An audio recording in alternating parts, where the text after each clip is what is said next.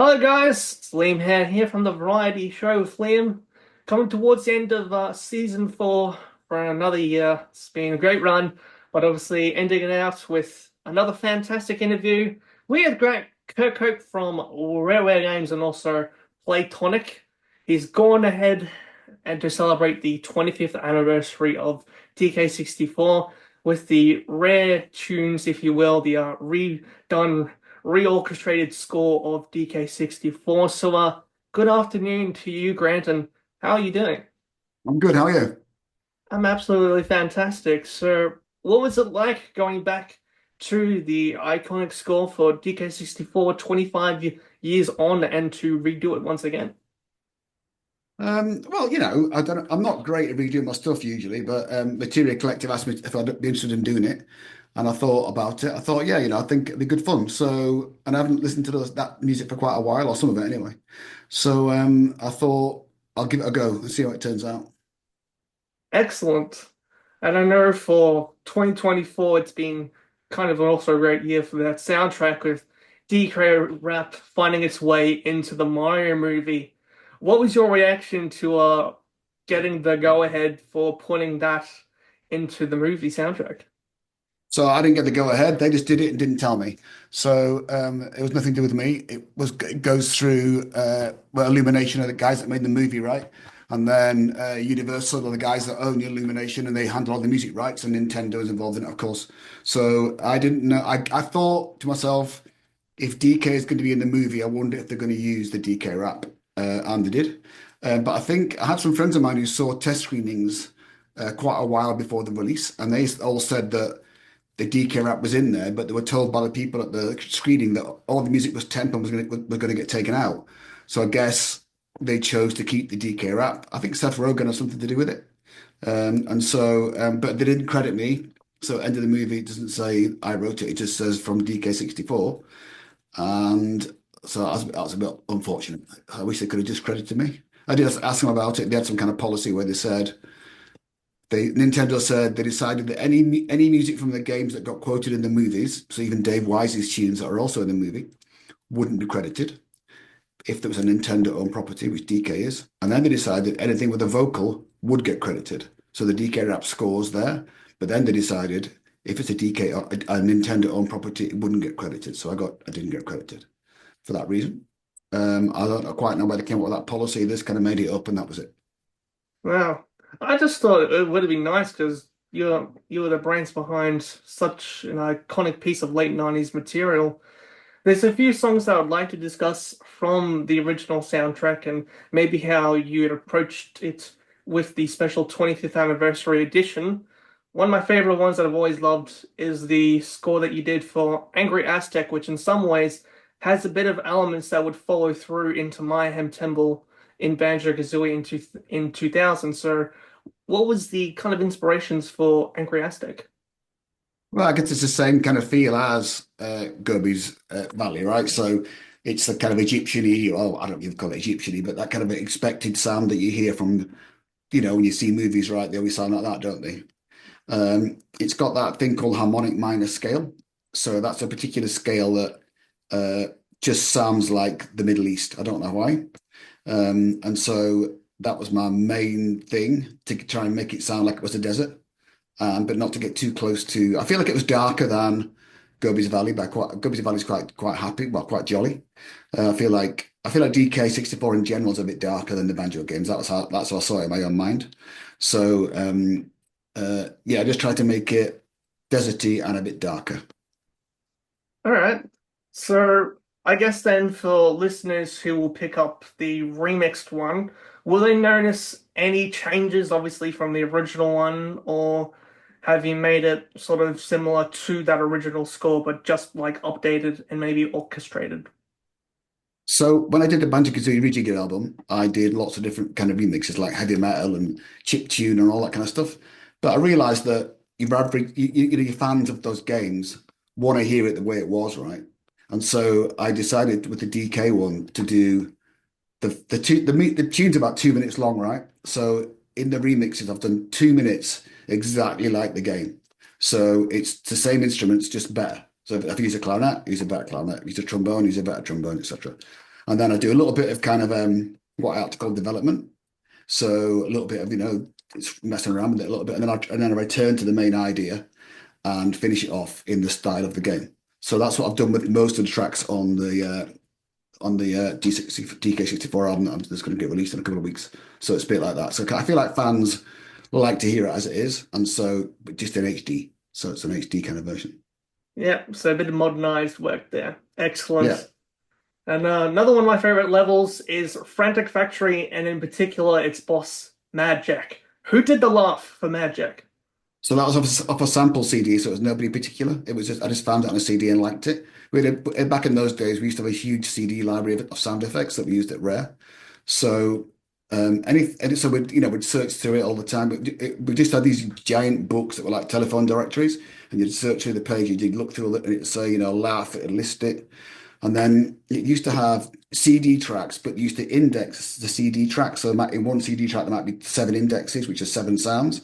So we had CD players that you could select the CD track plus the index. You go and find the CD, you'd get it out, you put it into the CD player, find the index, you listen to the sound effect. If you liked it, you would then download, you'd copy that sound right from the CD.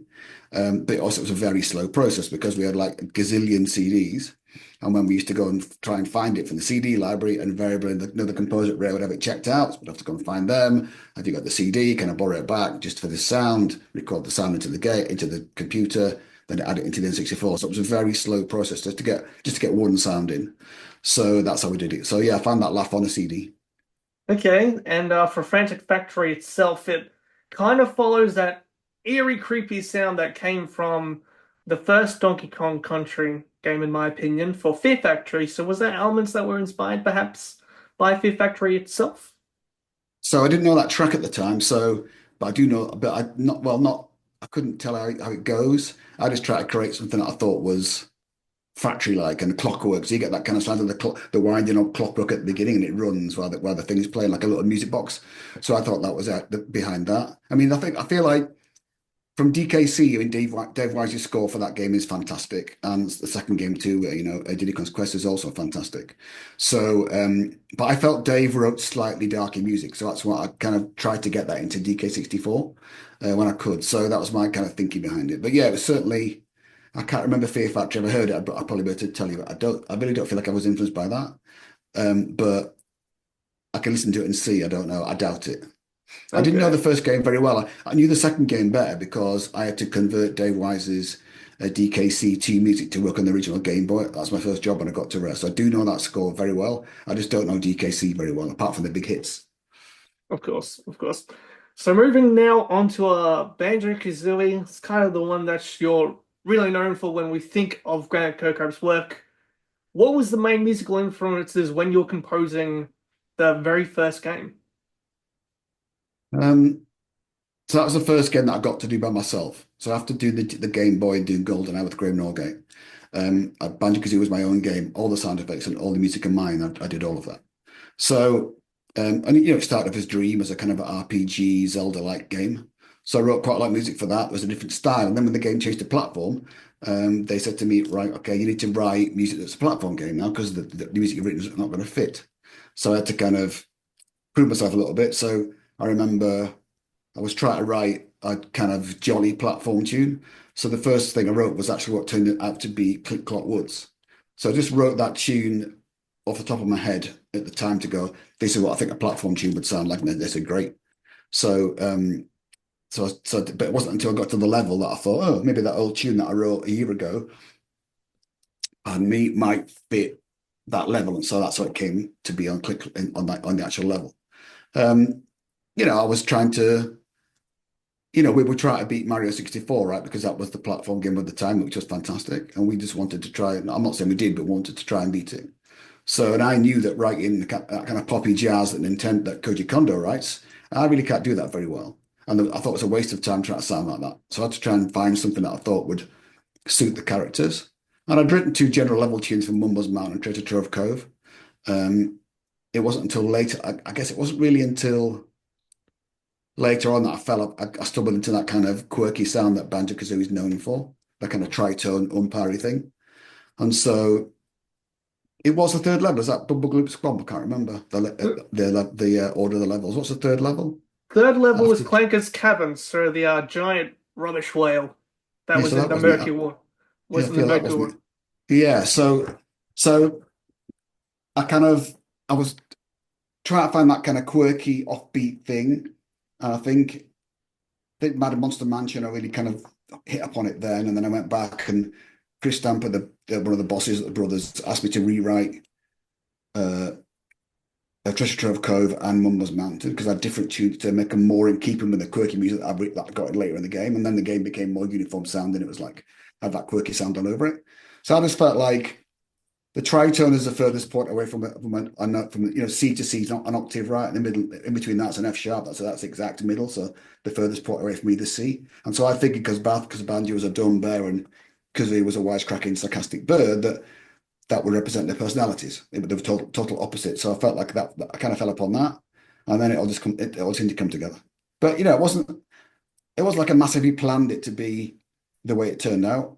Um, it's one of those things you kind of fall into. It's like, oh, this sound seems to match it. So I was big on Danny Elfman at the time, and his Beetlejuice score was really in my mind at the time. It's a really quirky, offbeat, kind of umpire score. So I guess there's quite a lot of that in the Banjo-Kazooie score. But you never know if you're going to be remembered for anything, right? So to be remembered for anything is pretty great. Yeah, I can definitely hear like a lot of Danny Elfman's solo scores, and definitely like the first one he did, Pee-wee's Big Adventure. I can definitely hear that throughout the very first game, and maybe even to some extent his own band's work with Oingo Boingo as well. So then also we move on to Banjo-Tooie 2000, sort of going a bit dark, obviously, different tone, different sort of idea. How did it change when you came to doing the sequel? Well, I suppose it starts off, doesn't it, with Sparrow Mountain's all wrecked, isn't it? So I did a sad version of Sparrow Mountain, like in a minor key, as opposed to the major key in the first game. So I guess that set the tone. And I guess I was getting a little bit umpired out probably by that point, because I was thinking about, to do another whole game again. I wanted to try and be better than I was. No, I'm not saying I did, but I wanted to try. So, and also we had extra channels for the channel fade stuff that happens like in Banjo-Kazooie and you wonder about it, the music morphs to how you are. We'd double the channels for the second game. We had like 32 channels as opposed to 16. So I could do more. So when it gets to Witchy World, that there's lots of areas in that. There's a Wild West and a sci-fi area and all that kind of stuff. But I could keep the main tune going and get to all of those areas without restarting the MIDI file. So it's a very big expanse of music. So I was very proud of that. I'm really proud of the Hag One tune at the end, the big boss battle. I was trying to get better at boss music by that point. So, um, I was just trying to keep that spirit going of the first game, but perhaps added to it a little bit more. So, but I do feel it's a bit darker, so I think you're right. Yeah, it follows, like you said, the DK64 sort of soundtrack was going a bit darker. I always remember Banjo-Tooie. That was actually the very first game from Rareware I ever picked up as a kid, so that soundtrack holds a lot of memories, especially for Glitter Gulch Mine, which follows a very westerny theme that was Yeah, seen in the second level and also seen in the western land in Witchy World as well. yeah, yeah, So we move on for nuts and bolts. So 2008, it's been a bit of a while. There was speculation Banjo 3 was coming, but never came. So this was kind of like Banjo-Kazooie and Tooie sort of orchestrated before you did all the remixed albums. So how did you approach doing a whole new slew of tunes, but also in Banjo Land, bringing back all the old songs together? yeah. So I'd used live orchestra on Viva Pinata, so that was just prior to Nuts and Bolts. So we knew we were going to use live orchestra for Tui, not for Tui, sorry, for Nuts and Bolts. So which is always great when you get to use real players, right? So that Rare was stepping into that area, we could afford to do it. So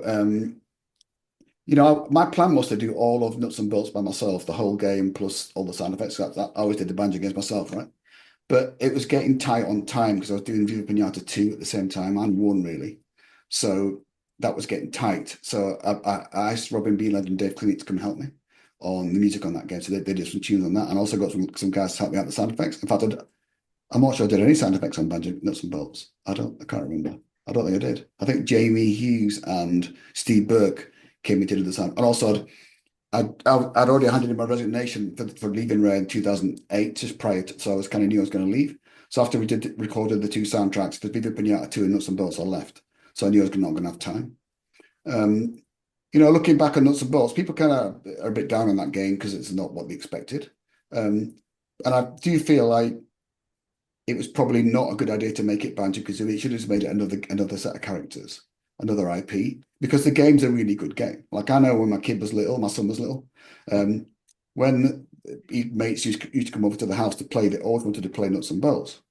Like they didn't know Banjo 1 or Banjo 2. They just knew they liked that game because they could build things, make crazy vehicles, do crazy stuff. They thought that was fantastic. They loved it. But the hardcore Banjo fan, of course, wanted a game like Banjo 1 and 2. So they it didn't suit what they thought it should be. So I feel like it's a shame. And also I feel like Nuts and Bolts kind of predates Minecraft really, because you can make anything in Nuts and Bolts, a bit like you can do in Minecraft. So I feel like it's way ahead of its time like that. But it gets a bad rep because it's not a traditional banjo game, which is a shame. Yeah. And yeah, definitely predates the car mechanic as well that was seen in the recent Zelda game. So I remember Yeah, Twitter crazy. absolutely going off saying that Nuts and Bolts did something first before Yeah, Zelda did it. So that was yeah, a for sure. that was great to see. And obviously then Playtonic games, ukulele is that sort of same feeling, but again, new set of characters. What was it like then doing that score then for ukulele?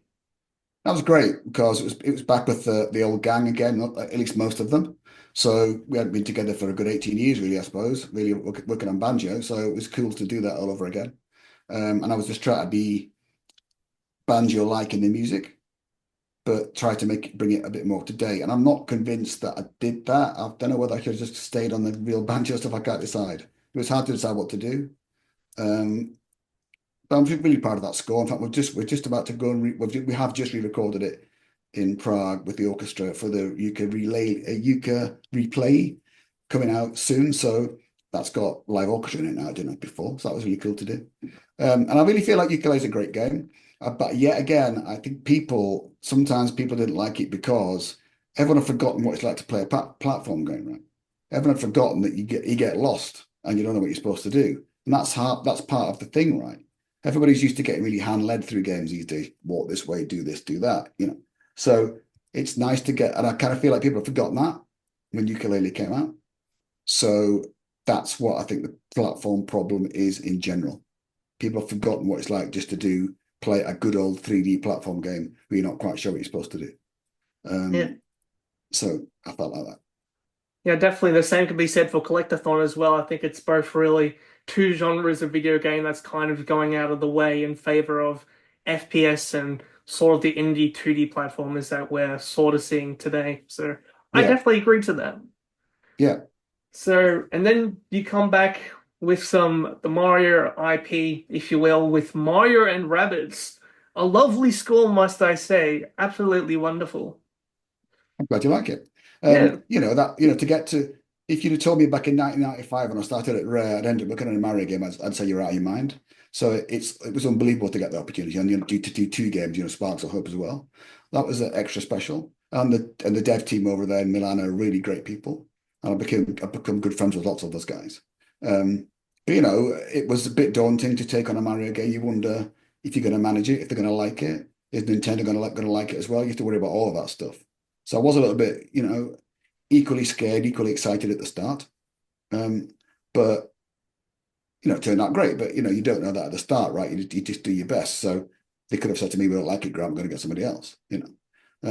So but it seemed to work out okay. And Davide Soliani is a creative director, and Roman Brio is the audio director. We got along great, the three of us. We kind of put the music together, all three of us together.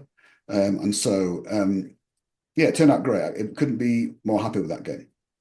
yeah, it was a fantastic game and always look forward to playing it wherever I can. So, as we probably already know on the socials, you're over in Kuwait at Gamescom with David Wise. How was the event? That was great fun. So me and Dave and both of us separately too have decided to do a bit more of the convention circuit. We feel like it's time to get out there and meet people. We've been sat in our rooms for 30 years nearly, it's time to get out and meet people. So we're going to try and do a bit more of those. I've got two or three booked next year. Dave's got some too, and we'll do some together and some apart. So, but we kind of do a little bit of playing at the same time. So because me and Dave have kind of got a band together. It's called Video Games Rock. So we've only done one gig so far, so we're hoping to do more. But it's me and Dave. It's also Dave Doak on bass, who's the guy from GoldenEye, Dr. Doak. It's Kevin Bayliss also he was the artist, the art director at Rare.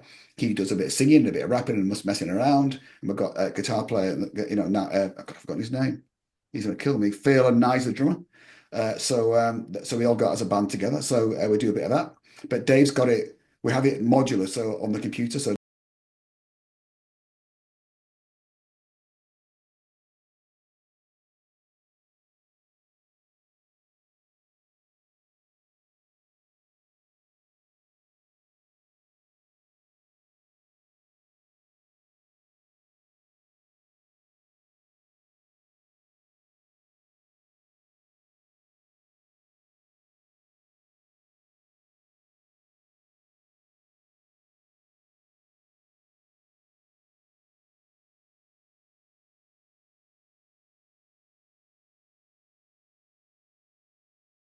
been at Nintendo 32 years.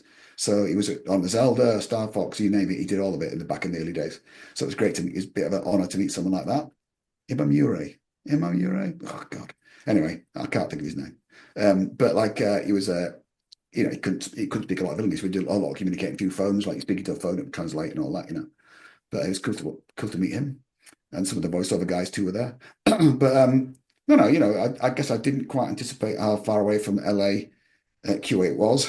I didn't think of it that. It's a hell of a way. It was like 6 hours, no, 11 hours to the UK, 6 hours away, and then 6 hours to Q8.